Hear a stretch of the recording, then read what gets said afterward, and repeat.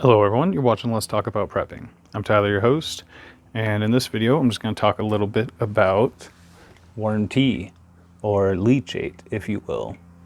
This is one of the ultimate goals of what I'm doing here with the worms. So what I've done today here is individually taken each bucket and very gently dumped it out into these totes and sort of rolled the contents around, checked on the health of all my worms. They're all looking pretty happy and chipper in there, by the way.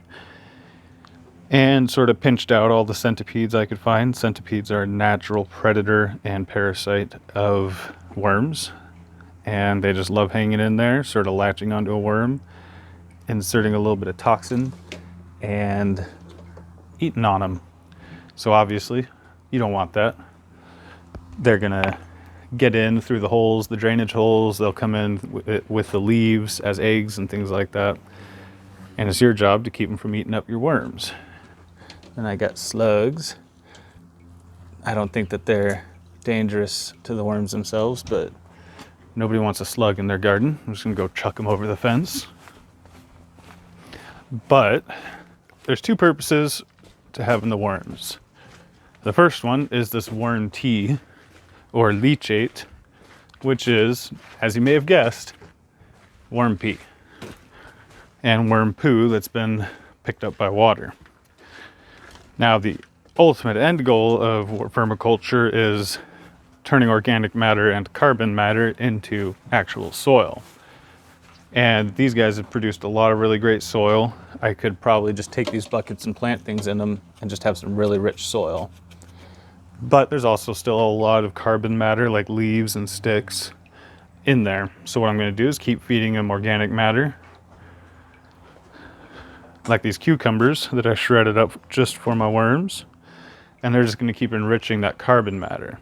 But in the meantime, one thing you can do is take that leachate, that worm tea, the pee and poo, and either drip it out or soak it out, and then use that as a powerful and potent fertilizer.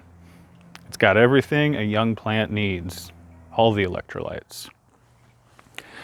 So what I've done today, after going through and checking my soil, checking on my worms, pulling out parasites like centipedes, I went ahead and put everything back into the same bucket. I don't really want to be trading bacteria between the buckets, so I don't shock the worms too much. They should pretty much have the same kind of stuff going on, but if you keep mixing them up and stuff, you might end up sort of, like I said, keeping them a little shocked, keeping them a little sluggish. So I do try to keep exposure between the buckets to a minimum. So after putting the soil back into the same bucket, I went ahead and poured quite a bit of water through them. This isn't something you want to do often, but I also increased the drainage at the bottom of my buckets and used some of this cocoa fiber to create a nice drainage layer. And so that's going to ensure that my worms don't get too wet. So what I did then was just poured a bunch of water through. Now I was very careful to use distilled water that I then enriched with some soil thrown into it. You don't want to use anything that might have chlorine or other chemicals in it. So I keep a bucket of water just sitting out, letting it distill itself, because that's just a nice natural garden water, which is what worms want. Chlorine is very bad for them.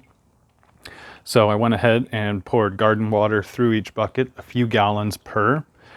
It is definitely oversaturation for the worms, but they're pretty used to that in their natural habitat. Whenever it rains heavily here, this ground is soaked. So you know that they can handle it.